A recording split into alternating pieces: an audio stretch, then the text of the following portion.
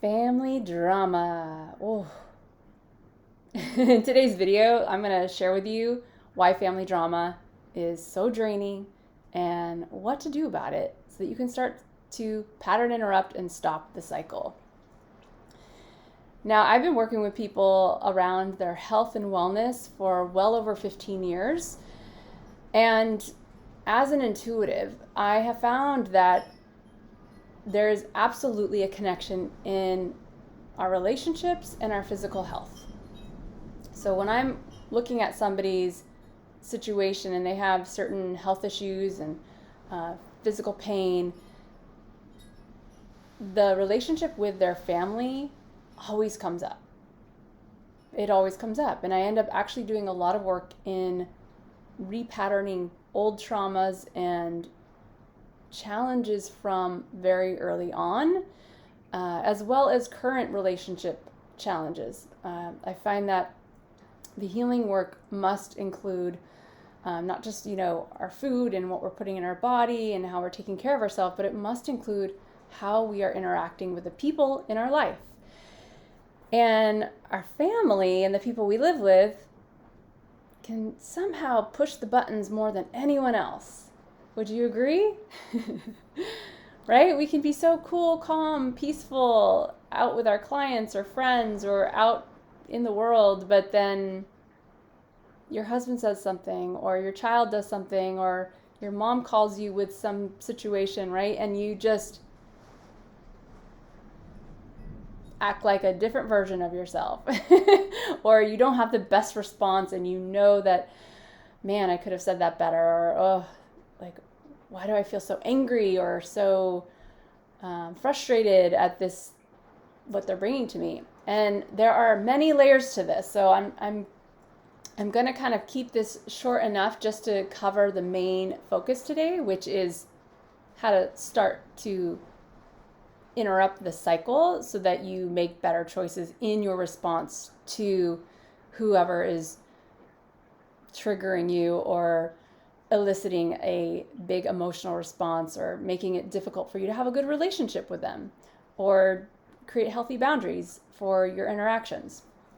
So when we're dealing with these ongoing, you could call them bids for negative attention. Sometimes family members just like to create arguments because it's their programming. It's how they learn to get love. And maybe even that's what you learned as a child, that you learned, you were ignored a lot, but to get love, if you acted out or if you called attention in a negative way or created an argument, you would get attention, and that was better than nothing.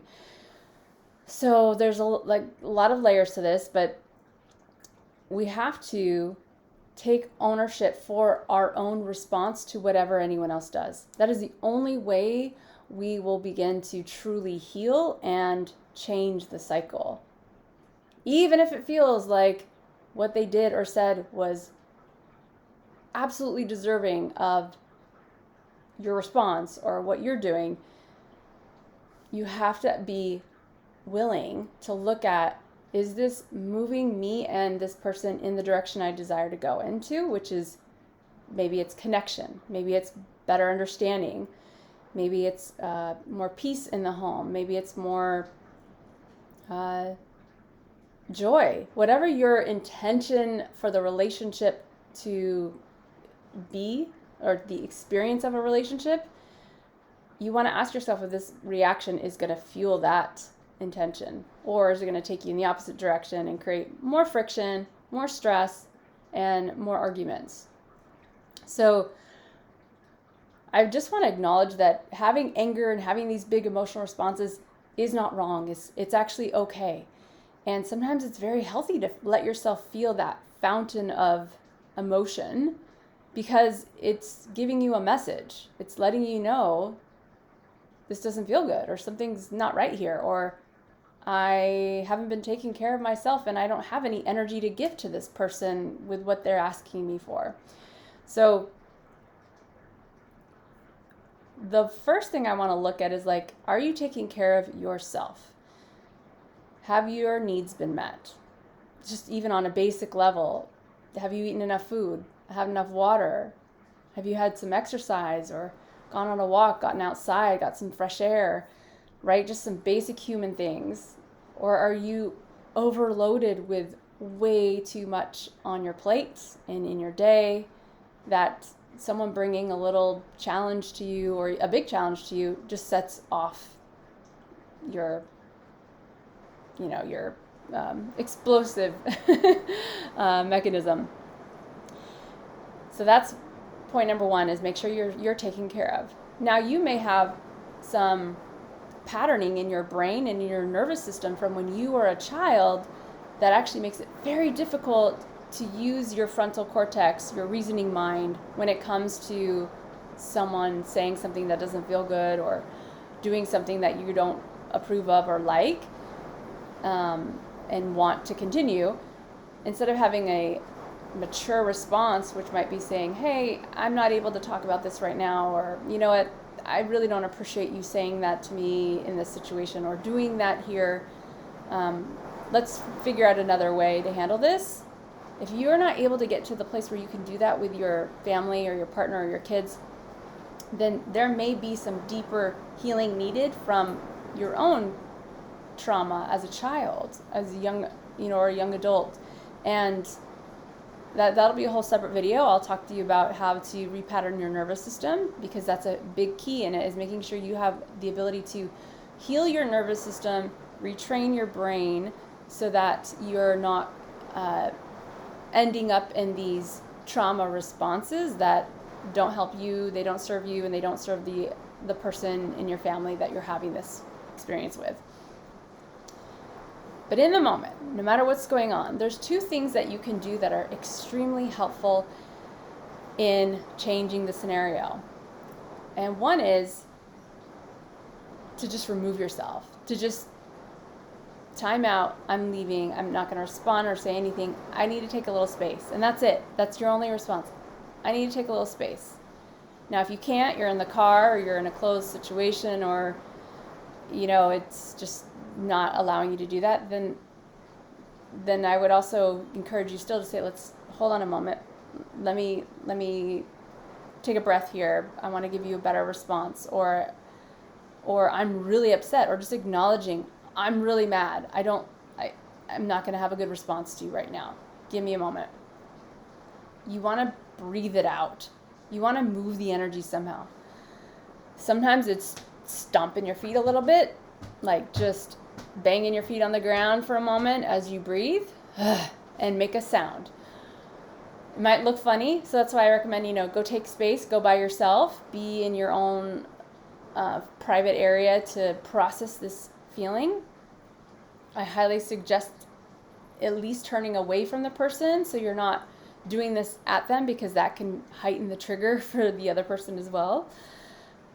So a breath that can be very quick and instant in moving the energy is just to breathe in your nose, take an extra sip in, and then as you exhale, move it with the sound. So it's like a guttural sound that comes from your belly. It's going to free you up from tensing. And that's actually what we do a lot, is everything starts to tense. Our voice tenses, our hands, our body. And when the blood's not flowing, we're not relaxed, we can't have a relaxed response as easily. So that's the most important thing is I would do. Get yourself into a place by yourself, move the energy, release it. And then the next step is to write out what you need to write out. However you need to process it, make sure you've moved the energy to get it out, and you come into what is actually true for me from this experience. Like what do I really need? What do I really need to have understood? Do I need to speak something so that I'm understood?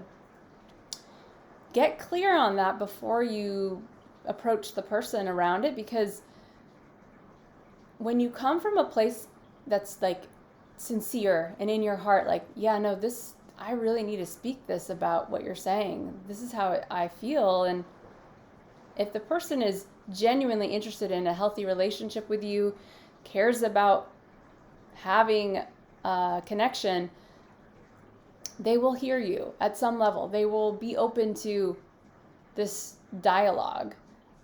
If they can't hear you or they're not in a place, then they may be too triggered themselves, and you both need to just take that time out and space. It's just not worth feeding the fire. It's not worth feeding it. So that's really my biggest takeaway from here is acknowledge how you feel. It's totally valid to be upset and angry when someone says or does something. But then we need to advance our emotional response and our emotional maturity by looking at it and saying, where does this come from? Because I guarantee you, when you do the work, when you really do the work, and it's not always easy and it takes time, you will get to a place where people just don't trigger you. And you may even trigger this like tension, and you can feel all the responses and the thoughts of words that you don't want to speak because they're not very kind. You go through it all, but you have a tool within yourself to move the energy so that what actually comes out is something you are proud of, or something you can feel honorable about how you responded. That is my goal for you. All right. I hope this has been helpful. If it has, please give it a like, and I will see you in the next video.